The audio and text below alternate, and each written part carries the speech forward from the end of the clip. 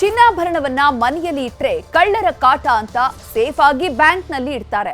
ಆದ್ರೆ ಬ್ಯಾಂಕ್ನಲ್ಲಿ ಇಟ್ಟ ಚಿನ್ನಾಭರಣವನ್ನು ಅಬೇಜ್ ಮಾಡಿದ್ದಾರೆ. ಎಲ್ಲಿ ಅಂತೀರಾ? ಈ ಸ್ಟೋರಿ ನೋಡಿ.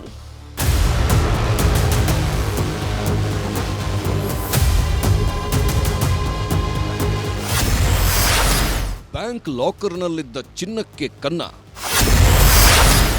ಮ್ಯಾನೇಜರ್ ಸಿಬ್ಬಂದಿ ವಿರುದ್ಧ ಕೇಸ್.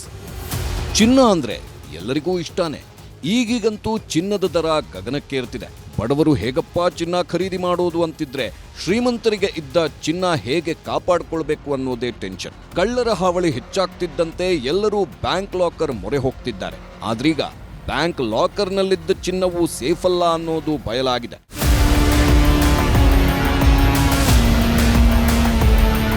ಬ್ಯಾಂಕ್ ಆಫ್ ಬರೋಡಾದಲ್ಲಿ ಪರ್ಸನಲ್ ಲಾಕರ್ ಓಪನ್ ಮಾಡಿಸಿದ್ರಂತೆ. 2024 ಜೂನ್ನಲ್ಲಿ 30 ಲಕ್ಷ ಬೆಲೆಯ ಚಿನ್ನಾಭರಣ, ಕೆಲ ದಾಖಲೆಗಳನ್ನ ಇಟ್ಟಿದ್ರಂತೆ. ರಾಜೇಂದ್ರ ಮತ್ತು ಬ್ಯಾಂಕ್ ಮ್ಯಾನೇಜರ್ ಬಳಿ ತಲಾ ಒಂದೊಂದು ಲಾಕರ್ ಕೀ ಕೊಡಲಾಗಿತ್ತು. ಆದ್ರೆ ಇದೇ ವರ್ಷ ಲಾಕರ್ ಓಪನ್ ಮಾಡಿಸಿದಾಗ ಅರ್ಧ ಚಿನ್ನ ನಾಪತ್ತೆ ಆದ್ರೆ ಇನ್ನೂ ಅರ್ಧದಷ್ಟು ಚಿನ್ನ ನಕಲಿ ಇರೋದು ಗೊತ್ತಾಗಿದೆ.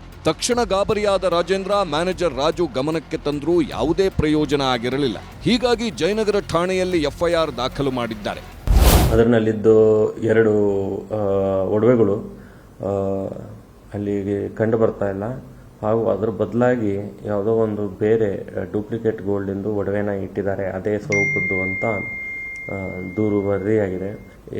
ಇದಕ್ಕೆ ಬ್ಯಾಂಕ್ಗೆ ಸಂಬಂಧಪಟ್ಟ ಹಾಗೆ ಈಗ ಕಳೆದ ವರ್ಷ ಸಹ 2 ಪ್ರಕರಣಗಳು ಜನವರಿಯಲ್ಲಿ ವರದಿಯಾಗಿದ್ವು. ಇದೇ ರೀತಿ ಲಾಕರ್ನಲ್ಲಿ ಇಟ್ಟ ಹಣ ಅಥವಾ ಒಡವೆಗಳು ಮಿಸ್ಪ್ಲೇಸ್ ಆಗಿದ್ದಾವೆ ಅಂತ. ಅವು ಸಹ ಇನ್ನು ತನಿಖೆ ಮುಂದುವರೆದಿದೆ.